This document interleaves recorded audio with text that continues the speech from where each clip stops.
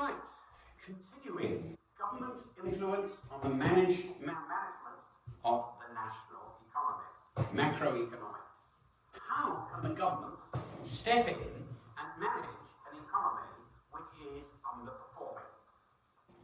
Well, we've looked already at demand-side policies, Keynesian policies, monetary policies, fiscal policies, monetary policies, right, which is one way of moving the aggregate demand curve.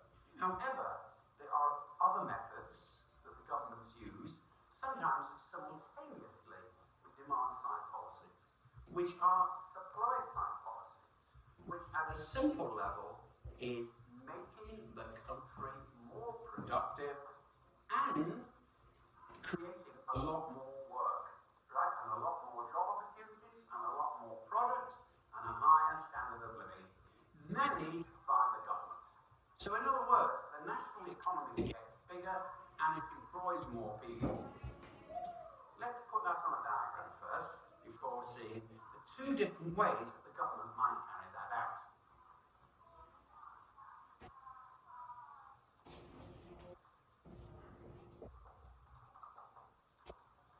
Okay?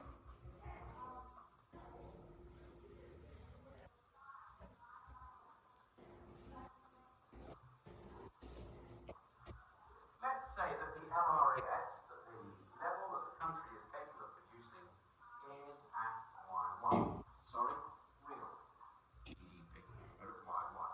And given that all the factors of production, the land, the labour and the capital, are working in the combination which represents the production possibility frontier of the country, it will be producing at Y1 and employing enough people to produce at Y1.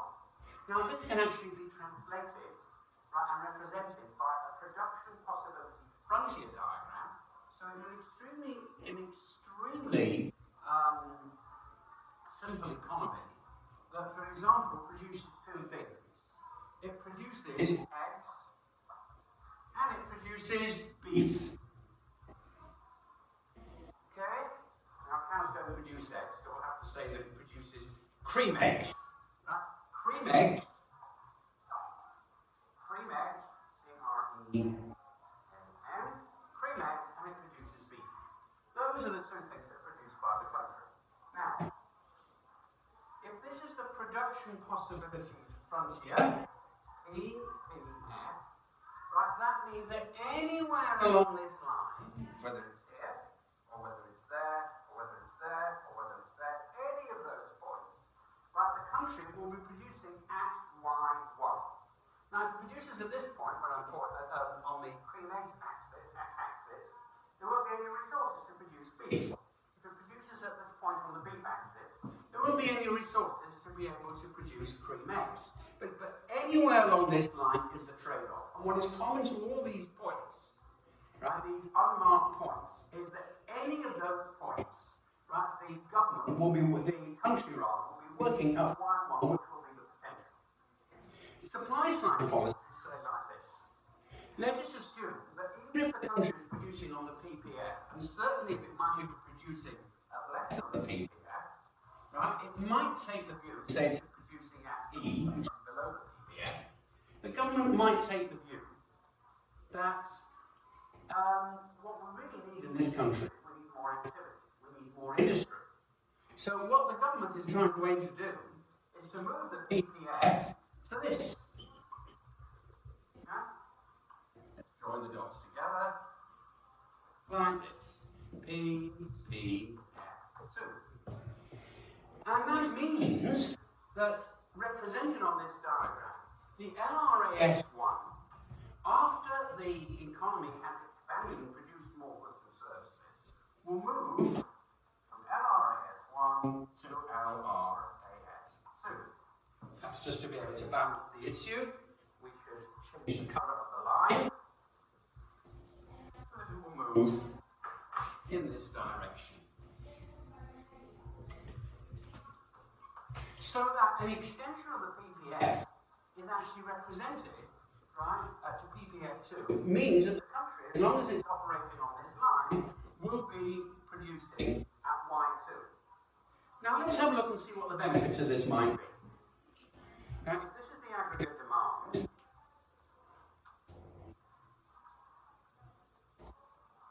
right, it seems to be solving all problems. Let's look at it. Firstly, if this policy is successful, we're firstly going to have unemployment down because it's gone from Y1 to Y2. So that means unemployment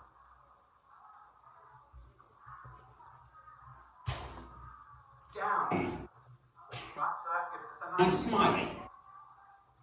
At the same time, if before when the LRAS was at LRAS 1, the price level is going to be at 1. When the LRAS is moved to the right, the price level is going to be 2. As I said, the price level is going to be is going to have gone down, or the inflation level, let's say, to make it simpler, has gone down. So we're going to get it happy those ways. This looks great. If you think about it, unlike fiscal policies, we've actually cured the problem, because we've actually pulled down the level of price level so people are going to be happier, and we've also pulled down the unemployment level so people are going to be happy. That is the potential of supply-side policies. We're going to now look very briefly at 2 types of supply-side policies, and then what I want you to we're going to be, while I'm doing that, I want you to think, well, if these policies are so good, why doesn't the government use them all the time? And then we will finish off by saying, well, answering that question. If they're so wonderful, why doesn't the government use them all? Okay, that is the objective. How do we make the country produce more, and as a result, you're going to get lower level of inflation, and you're going to get lower level of unemployment. We'll take this off the board. Right? So, there are 2 ways that the government can act. One of the things the government can do, which sounds deceptively easy, is it can stop putting obstacles in business and in purchasing. Obstacles are things like various regulations. Obstacles are things like minimum wages. If minimum wages are too high, it means you can't hire so many people. Health and safety rules. Perhaps some of those anti-pollution rules. Now, some of these anti-pollution rules can come at a very high price tag. And people can say, I'm not going into business for the very good reason that it's going to be too expensive to be able to cope with all the regulations. Now, any policies which actually involve increasing production by reducing the number of regulations and making the market take over are called market-oriented supply side policy. Market-oriented supply side policy. Let's just consider a few. Right? Number 1, trade unions. Now, still around. Trade unions, right? Weakening them. Their powers. Just a reminder, a trade union is when workers of a particular calling, whether it's whether it's train drivers, or whether it's doctors or anything else, right? Workers of a particular calling come together, right? And they say like this: we are collectively bargain with our employers, right? Which is that they set things like a minimum wage, and they also say, in some countries where unions are protected by law, that they may say that nobody, for example, can become a train driver unless they belong to the train drivers union. Nobody can become a doctor unless they belong to the doctors union. Now that gives the unions a great deal of power of what's called collective bargaining, which means that they can actually push the wages higher than the market rules. One of the market-oriented supply policies is weakening the powers of the trade unions. Like, for example, saying, no, unions cannot force members of a particular profession to actually join that particular union. Now, this was a particular example that happened in the 1980s with the Coal Miners' Union, right, under Margaret Thatcher and several others, right? Then that means that the wages that people are likely to receive are more likely related to the supply and demand of labour rather than artificially high because of the unions. That means that labour is cheaper, and that means that the economy can actually afford to hire more people. Right? That is one thing. They're letting the market take over, less intervention. Market-orientated supply policies mean that the government intervenes less and lets the market take over. Another example is bringing down the minimum wage. The higher the minimum wage, the more employers feel that the government is telling them how much to pay people, and it can have the same result. It can put people off employing workers simply because they've got to pay their pensions, and they've got to pay their study fees, and they've got to pay 101 other benefits. Well, why should that be enforceable by law? The supply side, if they want to try to improve the supply side, they may say, well, perhaps reduce the benefits, reduce the pension, and reduce the cost of all the compulsory pensions of hiring workers. Let the workers negotiate their wages, not that the government says that everybody has to be paid at what might be, to the eyes of outsiders, a relatively high minimum wage. Not every country has a minimum wage policy. And let the supply and demand of labour set the wage, which means in practice that far more jobs can be created. So that's the second one, minimum wage. Right, reduced or abolished. Right, the next thing is deregulation. We'll talk about that in a moment.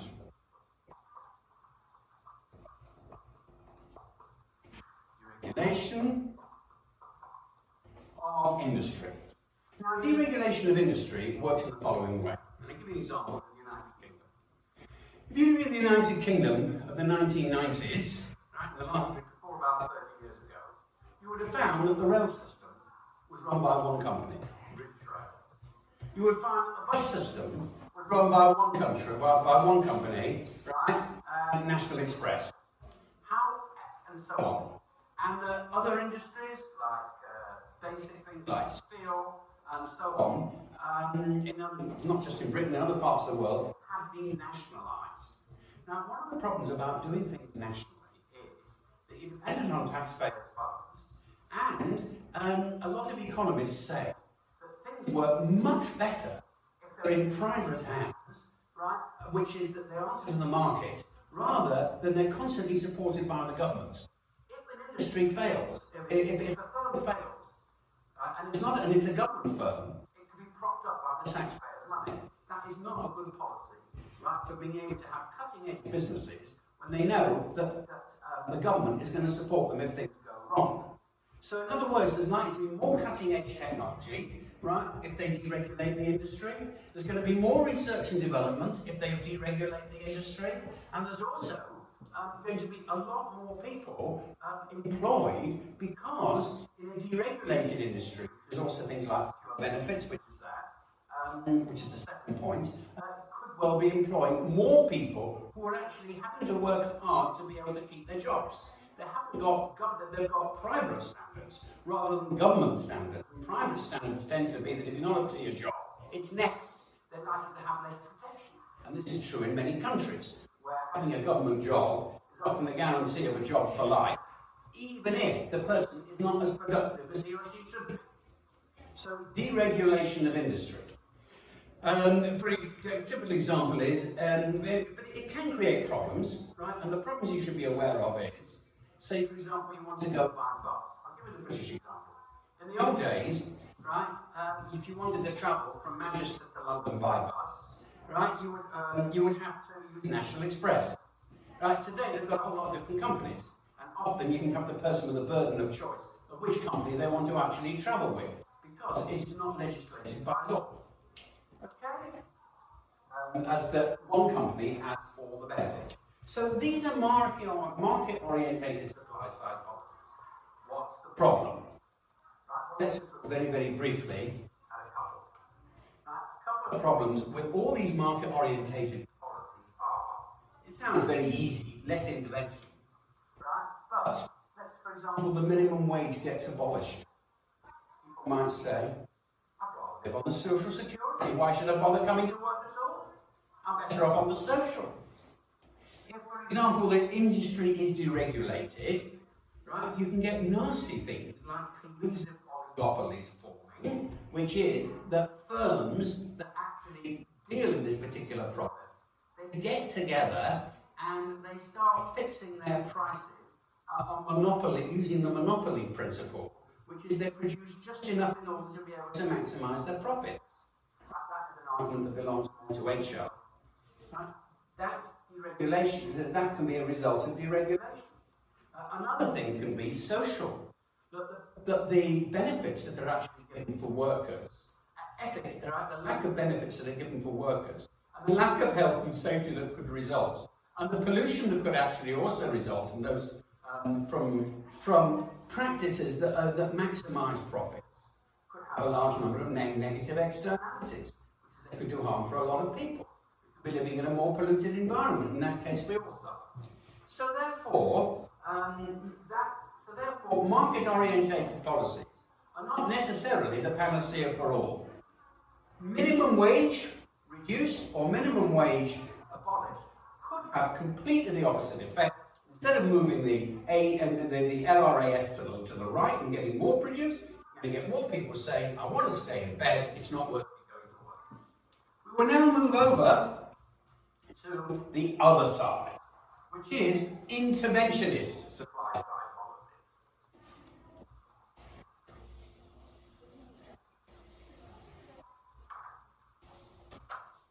Let's just, to keep things straight, put the diagram back on.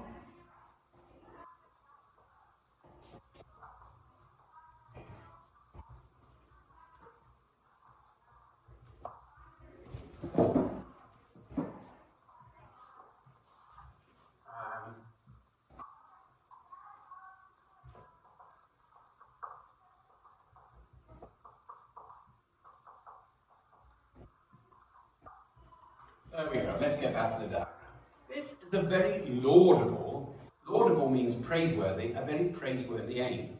But as we saw when we looked at the first type of supply-side policies, they do not necessarily work. And in the case of reducing the minimum wage or privatisation, there is a possibility, and even a probability, that the whole thing can go wrong and it can end up moving the LRAS to the left rather than moving the LRAS to the right. Now let's have a look at interventionist, which seems to be the complete opposite to market-orientated. So let's put the heading, interventionist, supply side policies. We'll look at a couple. We'll look at a couple. The first one is complete opposite to what I just said, minimum wage.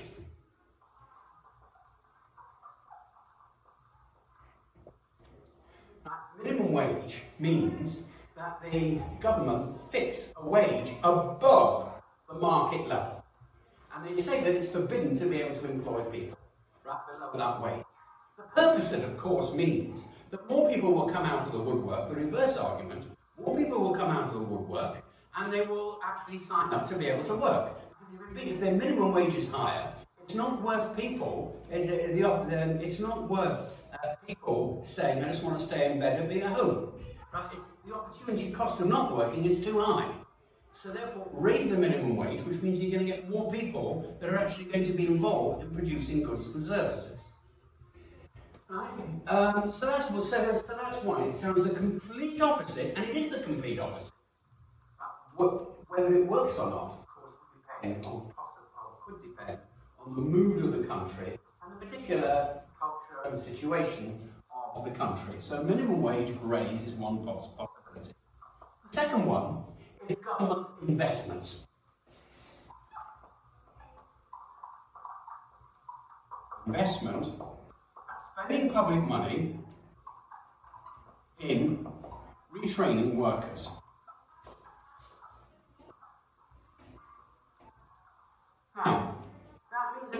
demand for a particular product, then what will happen will be that, and there's unemployment in a particular industry, the government will say, well, it's worthwhile retraining people to be able to do something else. So it means that the workers go back to school and they learn new skills. It could be computer skills, right? It could be various skills that are used in high-level processing and so on, right?